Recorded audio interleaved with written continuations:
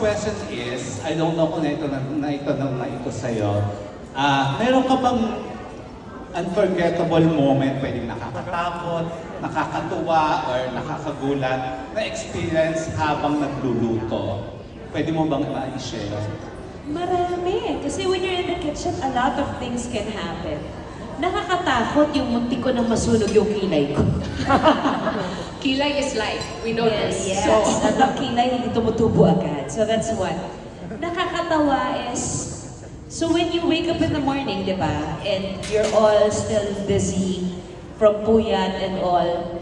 Akala ko, ang niluluto ko, baon ng anak ko.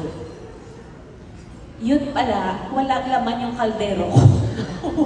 So there are moments na, ganun lang, ikot ako ng ikot, halo ako ng halo, wala pa na akong niluluto. Puyat pa ako from work. So that's one.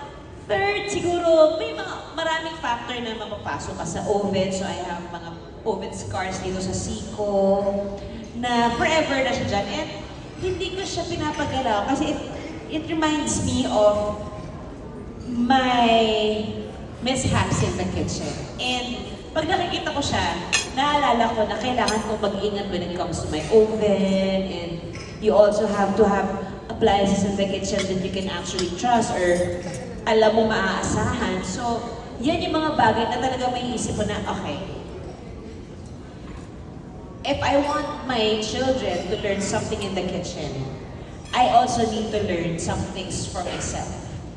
And ito kinikwento ko sa kanila para hindi nila magawa, hindi nila ulitin, hindi mangyari sa kanila. And I allow them to make mistakes in my kitchen.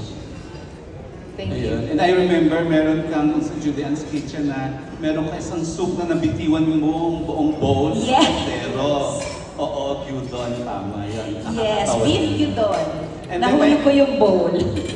For my next question, since you're endorsing Kiowa, curious lang kami, ano yung pinaka-paborito mong kitchen appliance na tingin mo, hindi mo kayang mawala yung appliance ngayon at bakit? Rice cooker. Rice cooker is life. Because rice is life. So I would bring rice cooker, Kiowa rice cooker in my kids' games, especially kapag abroad kami or out of town. Lalo si Lucho kasi kanin talaga yan eh. And when you're in a hotel, shucks, baka ma-flag ako sa mga hotel na nagluluto ka pa na sa banyo ha. Kasi yun yung mga bagay na, of course, hindi ko isa-sacrifice yung nutrition ng anak ko, ng mga anak ko, especially may mga games sila.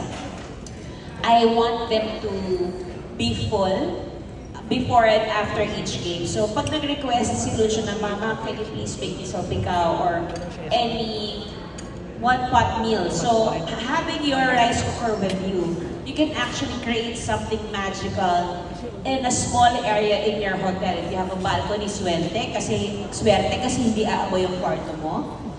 Kung wala man sa banyo ka, magdasal ka na lang na walang housekeeping na pupunta. But it is something that's very reliable. And us as Filipinos, hindi tayo nagiging happy pag walang kanin. And I think, given, mahirap pumili kung ano sa mga appliances ng Kiowa, pinaka gusto kong panigan, ano. But just to be very honest and truthful, for me, yung rice cooker talaga. Kasi it is something that you leave it and pagbalik mo, perfect yung kanin mo. Wala ka na po problema. Ayan. Thank you, Miss Judy Ann. Ano kami Congratulations. pangatlo pa eh. Give chance to others. And to the Kiowa